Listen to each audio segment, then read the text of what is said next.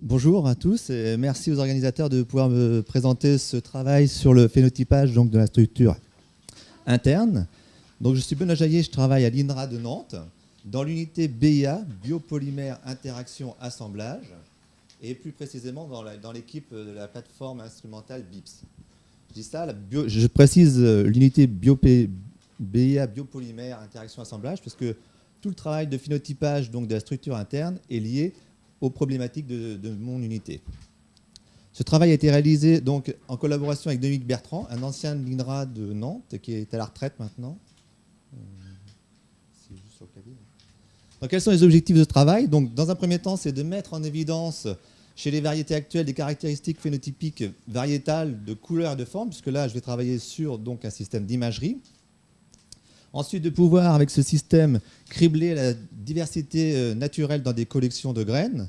Donc, vous allez voir que tout ce qui est la partie chimiométrie va permettre de traiter des lots de graines, des lots d'images de graines, justement. Ensuite, appliquer donc cette méthode basée sur l'imagerie à des graines qui peuvent être issues de différents itinéraires techniques et donc essayer de trouver des caractéristiques à ces itinéraires.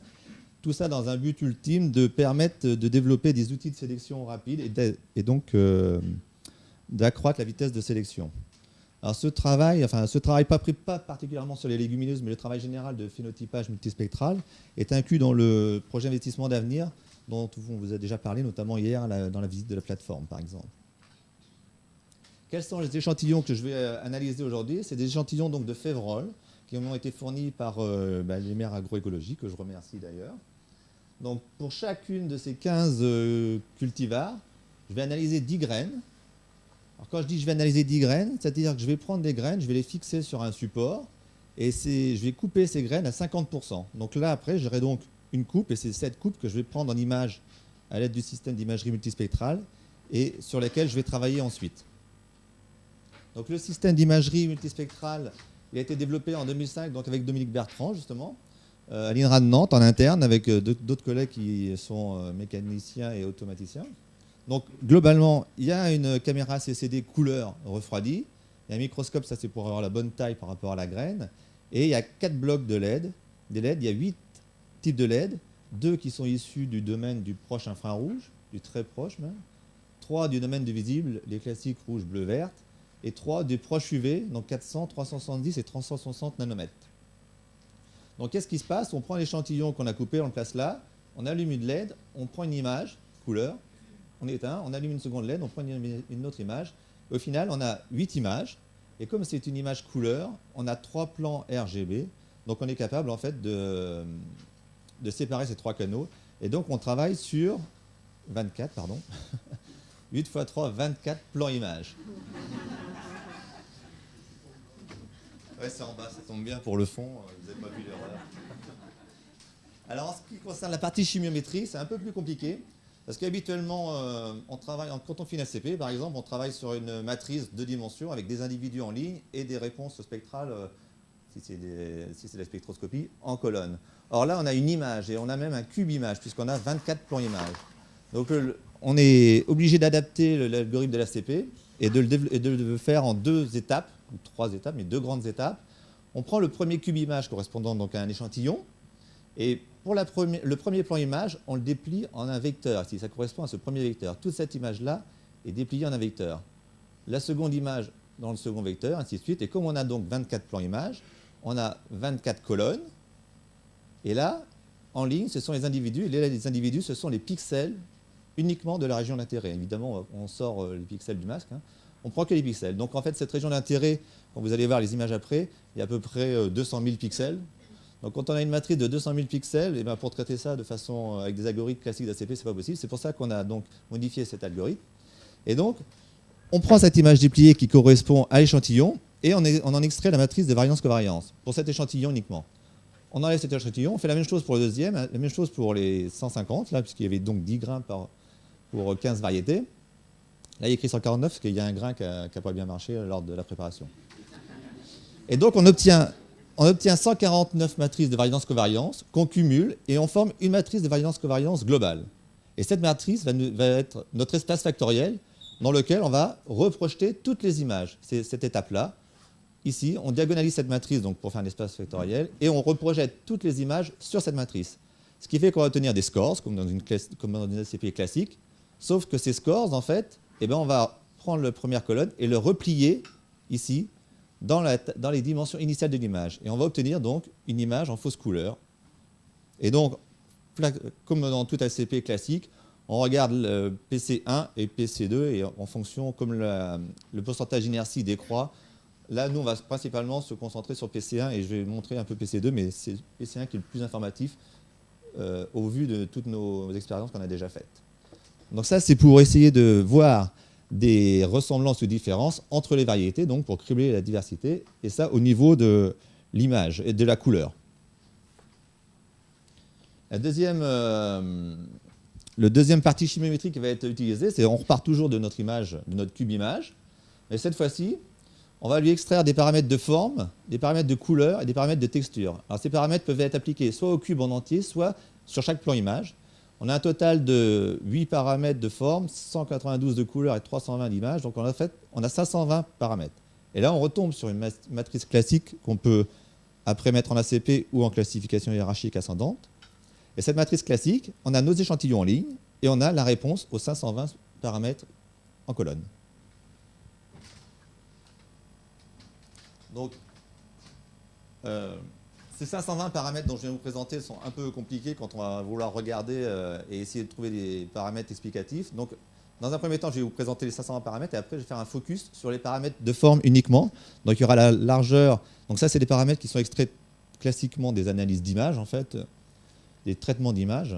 Donc, il y a la longueur et la largeur donc, du rectangle qui entoure l'image, qui entoure l'objet d'intérêt.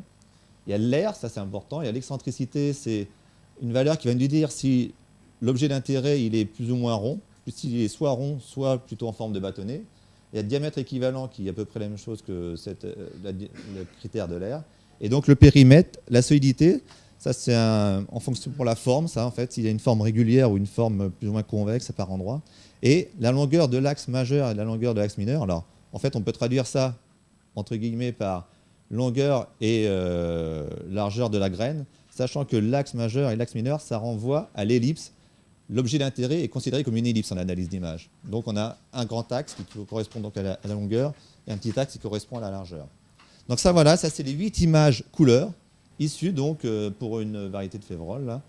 Donc les 8 images brutes. Donc ça c'est par illumination à l'UV 360, 370, 400, bleu, vert, rouge et là les deux en infrarouge. Donc ça c'est les images typiques sur lesquelles on travaille. Alors, quand on fait une ACP concaténée et qu'on a le score numéro 1, on a replié ces images et ça donne ce type d'image. Dans ce type d'image, ce qu'il faut bien voir, c'est que la matrice donc, que je vous ai présentée, la matrice de variance-covariance qui était globale et sur laquelle on projette tous les pixels, eh bien, elle est commune à tous. Et donc, quand il y a un bleu clair ici ou un bleu foncé ou un bleu très foncé ici, ça a exactement la même signification que celui qui est ici, en fait. Donc, la couleur du fond, là, c'est une couleur arbitraire. Et la couleur de la graine, qui va du bleu au rouge, n'est pas arbitraire. Et donc, un point bleu foncé ici correspond à la même chose ici et ici et ici. Alors là, c'est des points bleus très foncés, donc c'est encore très différent. Donc là, on peut voir qu'il y a déjà des différences en termes de couleur et des différences aussi. Alors, on voit bien qu'il y a des différences en termes de forme, là. Je ne vais pas vous l'apprendre. Et là, donc, ça, c'est quand on projette sur le deuxième axe, le deuxième composante principale. Donc, on a à peu près le même genre de choses, sauf qu'en termes de couleur, il y a des endroits où c'est plus foncé qui n'étaient pas forcément dans le premier. Mais comme je vous ai dit tout à l'heure, on s'intéresse d'abord à la composante 1 qui présente le maximum d'explications de la variance. Donc ça, c'est les résultats donc, pour les 520 paramètres, les réponses aux 520 paramètres. Donc là, comme il y a 10 graines par cultivar, ça aurait fait 150 points, donc c'est pas facile à présenter 150 points, et c'est pas très lisible surtout. Je les ai présentés, mais c'est pas lisible.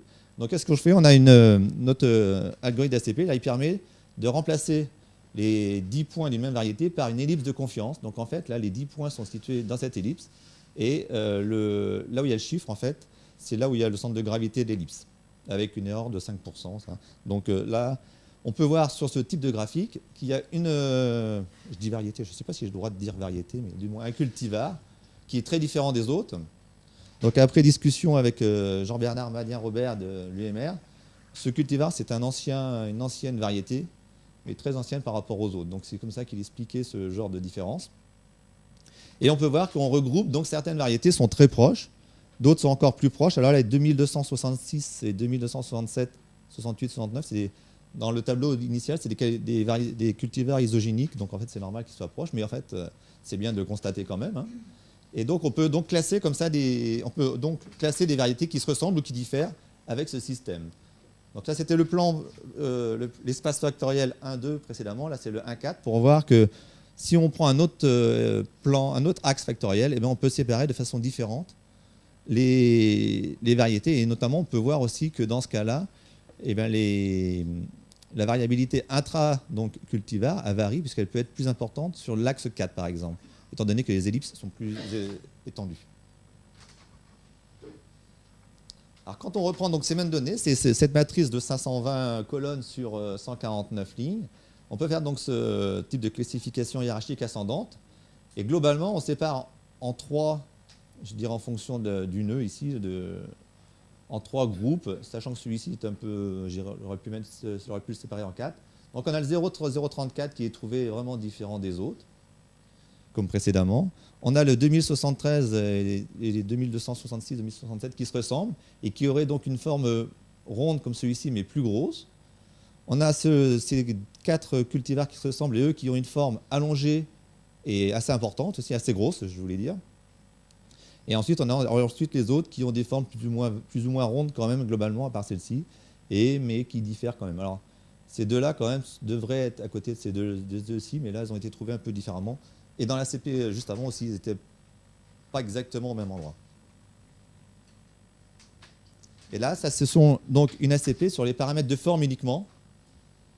Donc là, ça permet de voir donc, si la forme a joue et après de savoir quoi dans la forme joue. Donc là, en fait, on retrouve un peu le même classement quand même que précédemment. Là, tous les isogéniques sont ensemble. Là, le 0,34 est encore séparé. Et ceux-là, c'est ceux qui avaient des formes grandes, en fait, là, et qui étaient situés au milieu précédemment. Quand on regarde le cercle de corrélation, pour expliquer ça, et en fait, on trouve que toutes les variétés qui situées sur l'axe 1 ici, c'était des variétés qui étaient petites. Celles qui sont situées donc, sur l'axe 1, mais de version pour la partie positive. Pour la partie négative, donc par opposition, c'est celles qui étaient grosses. Et quand on regarde dans cet axe-là, qui est une combinaison du 1 et 2, en fait, ceux qui sont situés à cet endroit-là sont des graines qui étaient rondes. Et celles qui sont situées à cet endroit-là sont des graines qui étaient, je dirais, plus en bâtonnet, ce que je vous expliquais tout à l'heure. Et celle-ci, bah, c'est une graine qui était bâtarde, à moitié ronde, à moitié en bâtonnet. Voilà, donc en conclusion, donc, pour rappel, donc ça c'était un travail, donc une discrimination non supervisée. Donc là, j'étais a priori, je ne savais rien sur les caractéristiques des variétés. Donc ça a permis quand même, grâce aux textures, couleurs, formes, de permettre de discriminer des variétés. Donc la couleur, on a vu que c'était un peu variable avec les variétés. La forme, ça permettait de distinguer bien la grosseur et puis la forme en bâtonnet ou en rond. Donc ce système d'imagerie couplé avec quelques techniques chimiométriques, donc c'est une image, à peu près, l'acquisition d'une image, c'est 1 minute à peu près, donc c'est relativement rapide quand même. L'appareil, c'est très peu cher, parce que de toute façon, il n'y a pas de préparation, juste une coupe de l'échantillon. Et puis, donc, c'est suffisamment précis comme on a pu le voir. Les perspectives, c'est d'essayer de relier donc, ces images à des propriétés telles que des teneurs, par exemple en vicine, convicine, comme on a vu, ou en polyphénol. Donc ça, je viens de les avoir très récemment, donc je vais pouvoir faire ça. Et donc, comme je disais tout à l'heure, cette méthode sera utilisée à, par exemple, caractériser des graines avec des itinéraires connus. Donc, je vous remercie de votre attention. Et juste avant que vous applaudissiez, juste, je vais laisser ça. C'est une présentation, c'est une journée phénotypage que j'organise le 17 janvier à Nantes. Donc, vous avez le programme des personnes, le titre, et surtout, si vous voulez venir, c'est gratuit, mais il faut m'envoyer un email. Merci.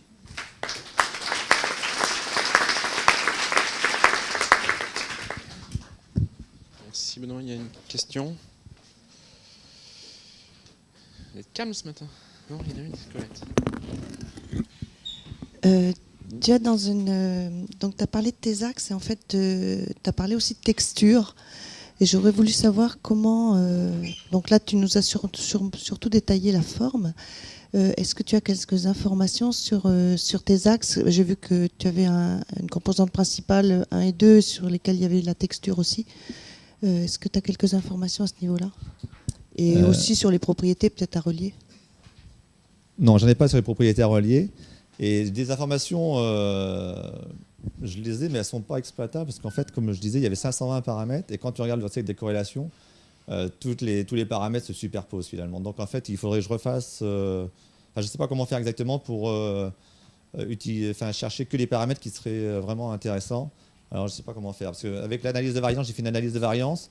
Mais en final, presque tous les critères sont quand même significatifs. Donc c'est pas facile à extraire ces paramètres de texture et ensuite à les relier. On a le temps pour une deuxième question assez rapide. Donc vous avez classé les graines selon le phénotype. Est-ce que vous pouvez voir si ça correspond à un classement par exemple, je ne sais pas, moléculaire, par PCR pour identifier les polymorphismes? Ce que je veux dire, c'est qu'en fait, vous avez regardé le phénotype. Est-ce que ça correspond à des différences aussi au niveau génétique? Je ne sais pas si c'est faisable.